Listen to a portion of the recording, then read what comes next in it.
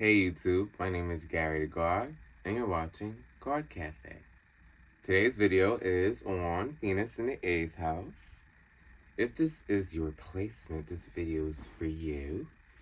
Now, this placement is, I think, one of the most intense Venus signs, Venus in the 8th house. So the 8th house ruling Scorpio. Okay, so Scorpio rules the 8th house. And so the planets that rule the 8th house, because it rules Scorpio, are Pluto and Mars. Okay, so you have Pluto and Mars here in the 8th house. Now you have Venus playing as another planet, right?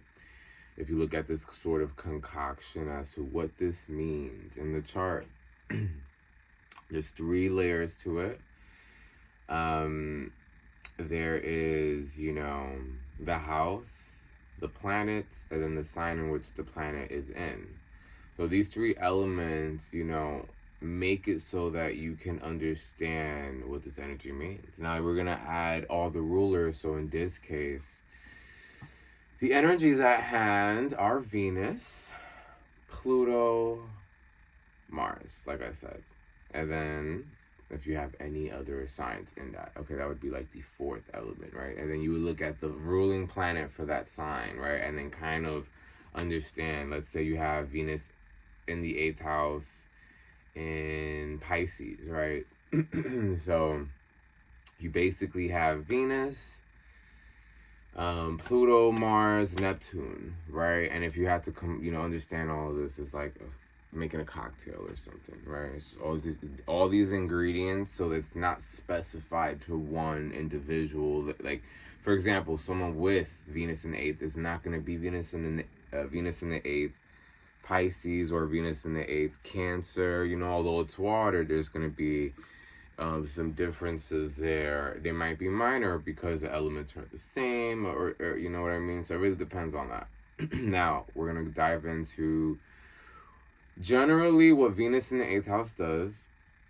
Now, for those of you that don't know what Venus rules over Libra and Taurus.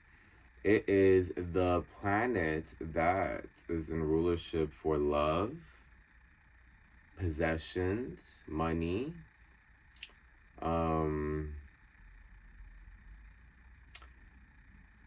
desires as well, like the things that you want to have, that you would love to have.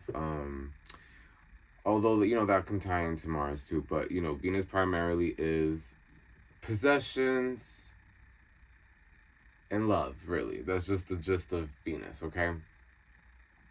Now, you put possessions and love in the 8th house, the house of shared resources, the occult information, hidden information, right? That's the occult information.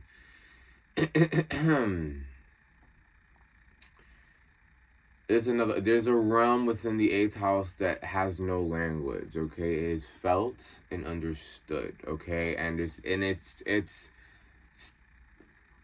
an experience you can't put into words, I would say, okay? So Venus in the 8th house will experience a lot of that because, Scorpio being the ruler here, it makes it so that Venus kind of operates in a sort of like a Scorpio dynamic, you know what I mean? It makes it so that Venus can get obsessive here. Venus will be obsessed with their partners and wants an obsessive love.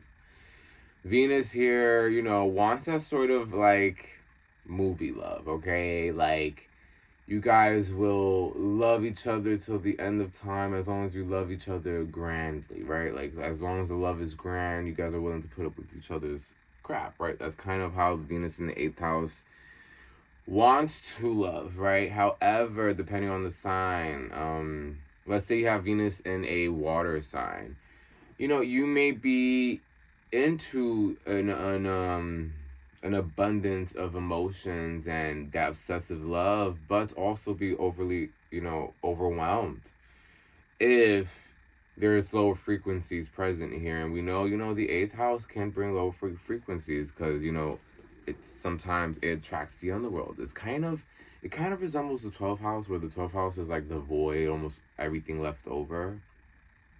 all things in a way, like everything and nothing. That's the 12th house. And the 8th house is a little bit of everything underneath the surface. It's everything underneath the surface. So it's very clear on what it is, but it's underneath the surface. Okay, so it's when someone's saying hi, but you feel the or you see some sort of hesitation. Okay, so that's that 8th house understanding. It's not something, it's something felt. It almost makes you feel like, did I just catch that, or is that in my head? Okay, so that's what Scorpio energy will do, the 8th house. So this is where the realm of love is for you guys. Okay, so you guys do attract.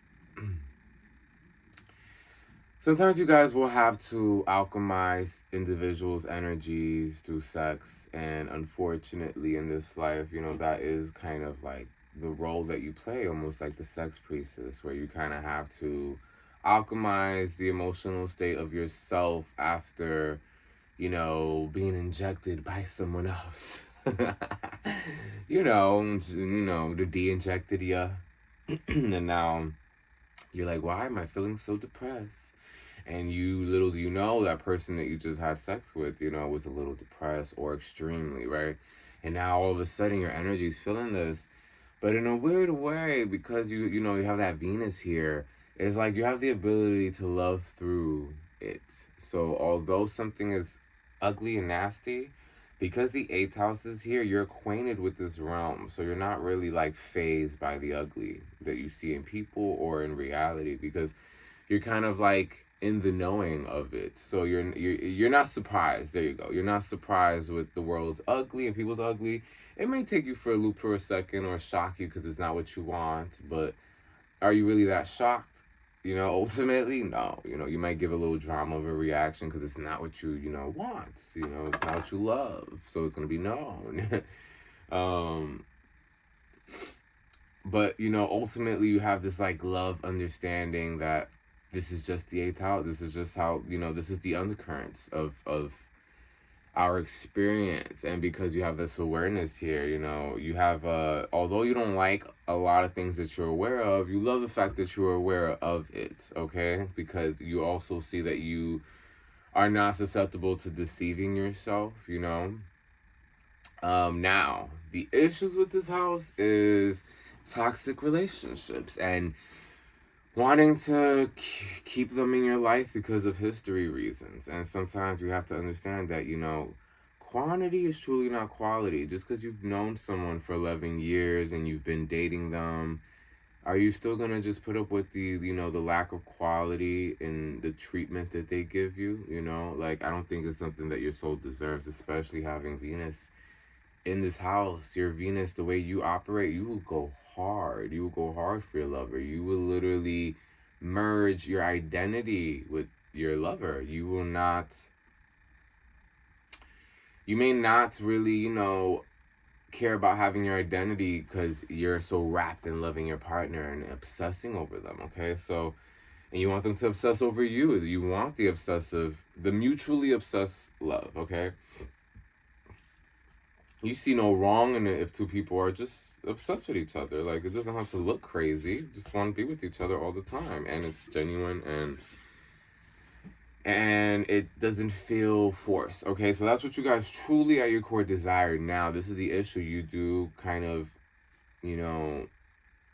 look at intimacy as a way of a love language, because, okay, so you guys love sex, right? But not only do you love sex just to have sex, but this is your love language. So sex will make you have feelings. Okay, so sex, although you love it and it could be addicting, and at first, maybe early in your years, you let yourself go ahead and be a slut because, everybody got to have that in them in a little phase just to get it out of your system so that you don't have to entertain those cravings later on in life when you have something a lot more serious that you are pursuing with someone and building. You do not want to have to cheat on them because you just never had that threesome that you said you would have in your 20s, and now all of a sudden you just want to live.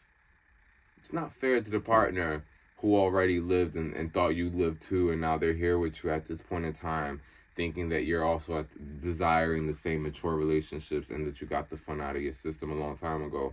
Little do you know, like, little do they know that you never, was honest about it, and now all of a sudden you really, really, really want to have that experience, and now you're going out of the way, not caring if you hurt the person, because now you're realizing that the emotions that you feel at this point in time have to be catered to because you spent decades not catering to it and you can't take it anymore. You want to foresee this being a reality because you may not want this to be a reality. And if it is your reality, it's okay. It is what it is. But it's also like, I'm mentioning this for anyone who, hasn't fathomed this, right? Because, it's important to fathom possible outcomes so that you can kind of save decades of time sometimes and not have to find out the hard way with certain things. You want to do that in your head, kind of foresee, like, is this something I want to merge with? Is this something I want to be obsessed over? You're going to have to assess what's the right things to obsess over, right? Because there's some good obsessions. Like, this house is great when it comes to loyalty. What? Loyalty to what they love. If they love work, if they love, anything that you guys love, you guys are going to be dedicated through the mud, because Scorpio here knows that there's mud, right? And so other signs don't know that there's mud and have a lot more of a difficult time processing things because they're not, fully prepared to receive the fact that, the reality is turning into mud real quick, right? So, the Scorpio energy or the 8th house energy kind of understands this to its core.